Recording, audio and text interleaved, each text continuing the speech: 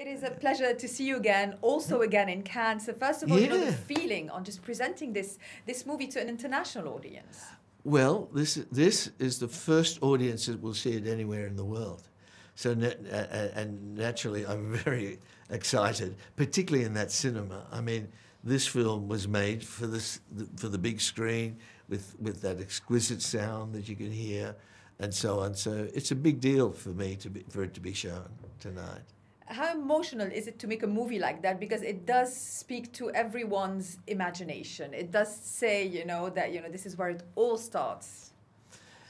Well, it's for some reason, it's based on a short story written by A.S. Byatt. I read about 20 years ago, and it just never left me. It's just stuck around in the back of my mind, and I think one of the reasons is that it's about story, and it's about the way every film, everything we watch on the screen, even documentaries, in one way is an artifact. It's not necessarily real. And so as a filmmaker, you're very aware of that. I mean, when I watch a movie that really affects me, I get sucked up into the screen. And yet I know that it's not really happening. It's something, it's being told by storytellers. And that really struck me. So what is real and what is not for Alethea within the context of the movie becomes a very big thing. It's a question. I guess the term is ontological. How do we know what is real, what is not? How do we make meaning out of life? And I think we do that mainly through stories. I mean, the characters in the film, Alethea says that. We definitely do. We tell each other stories all the time.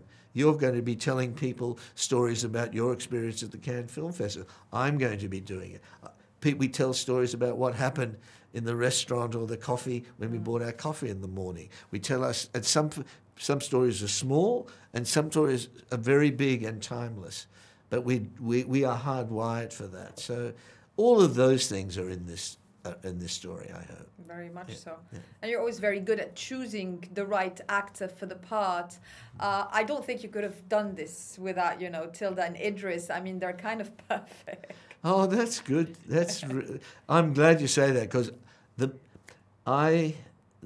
that's exactly what I felt when I first met them. It was really interesting to me that I didn't know who could play her, and then I met Tilda here in Cannes at a dinner, and can you guess? You've probably interviewed Tilda, but I didn't know she was like that from all her work, because she's a shapeshifter. She definitely is different in everything she does. And then I met her at this dinner. It was when she was here with Bong Joon-ho, way back in 2016, and the moment I met her, and she was there and so present and so wise and so full of life, I thought, and so intellectual in a sense, she would be perfect. She had a life force that I think would be perfect for Alethea. I left the festival and we finished the screenplay and I sent it to her, and luckily she said yes. And a similar thing happened to Idris. I mean, to play the djinn, you need two things, I think, which can be summed up in charisma.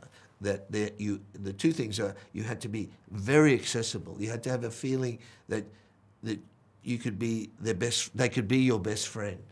On the other hand, they had to be deeply mysterious, that there was something unknowable to them. There was a reserve of mystery. And Idris, I think, is very much like that. I think that's almost a definition of charisma. I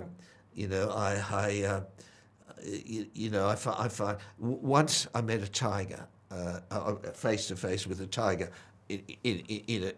with an animal trainer, and I'll never forget the tiger. On the one hand, it was extraordinarily beautiful, and I wanted to pat the tiger. I really wanted to, but I knew that the tiger, I didn't know what the tiger would do. And the animal trainer said, no, don't go too close, but you can go up and have a look. I think that tiger was one of the most charismatic creatures I'd ever met. I think it's the same with human beings. Not that they're dangerous, but they're unknowable. You don't know what they're going to do. And I think that's what makes all great actors interesting. Well, thank you. He's wrapping me up, but it's a pleasure talking to you. Congrats on the film, and good luck for tonight. Thank you.